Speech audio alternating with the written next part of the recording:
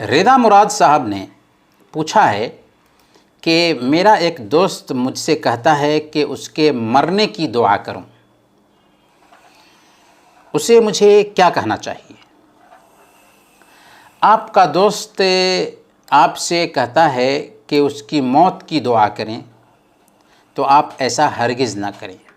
ظاہر ہے کہ وہ کسی بیماری کے شکار ہوں گے یا مصیبت سے تنگ آ کر ایسی بات کہہ رہے ہوں گے، لیکن اسلام مصیبت میں بھی، بیماری میں بھی، پریشانی میں بھی تعلیم یہ دیتا ہے کہ ہم تکلیف اور پریشانی سے اگر دوچار ہیں تو اس پریشانی اور تکلیف پر صبر کریں اور اسے اپنے حق میں برا نہ سمجھیں بلکہ اس سے نیک فعل لیں، کیونکہ اگر ایمان کی حالت میں ہیں اور پریشانی آ رہی ہے، مصیبت آ رہی ہے تو یہ ہمارے لیے بہتر ہے۔ اللہ کے نبی صلی اللہ علیہ وسلم نے ارشاد فرمایا، من یرد اللہ بہ خیرا یصب منہ، اللہ تعالیٰ کسی کے ساتھ بھلائی کا معاملہ کرنا چاہتا ہے تو اس کو کسی تکلیف اور پریشانی سے دوچار کر دیتا ہے۔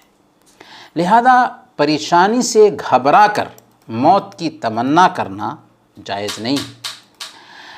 ہم آپ سے گزارش کریں گے کہ آپ اپنے دوست اور ساتھی کو صبر کی تلقین کریں اور بتائیں کہ اللہ کے نبی صلی اللہ علیہ وسلم نے موت کی تمنا کرنے سے منع کیا ہے۔ اللہ کے نبی صلی اللہ علیہ وسلم نے صحیح بخاری اور مسلم کی روایت کے مطابق بیان فرمایا کہ تم میں سے ایک آدمی ہرگز پریشانی اور مصیبت سے گھبرا کر موت کی تمنا نہ کرے۔ اگر پریشانی زیادہ ہے تو اللہ کے نبی صلی اللہ علیہ وسلم نے یہ رخصت دی کہ اگر وہ چاہے تو یوں دعا کر سکتا ہے، اللہم احینی ما کانت الحیات خیرا لی وتوفنی ما کانت الوفات خیرا لی۔ دوبارہ سن لیجئے، اللہم احینی ما کانت الحیات خیرا لی وتوفنی ما کانت الوفات خیرا لی، کہ اللہ اگر میرے لیے زندگی میں بھلائی ہے تو زندہ رکھ اور اگر موت میں بھلائی ہے تو موت دے دے۔ اس طرح کی دعا مصیبت میں ایک بندہ کر سکتا ہے، لیکن موت کی تمنا نہیں کر سکتا۔ کیوں؟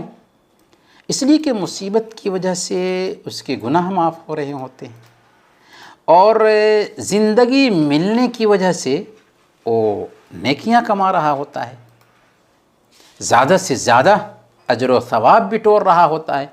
اسی لیے اللہ کے نبی صلی اللہ علیہ وسلم فرماتے ہیں، سنن ترمذی کی حدیث ہے، خیر الناس من طال عمرہ وحسن عملہ، سب سے بہتر انسان وہ ہے جس کی عمر لمبی ہو اور اس کا عمل بہتر ہو۔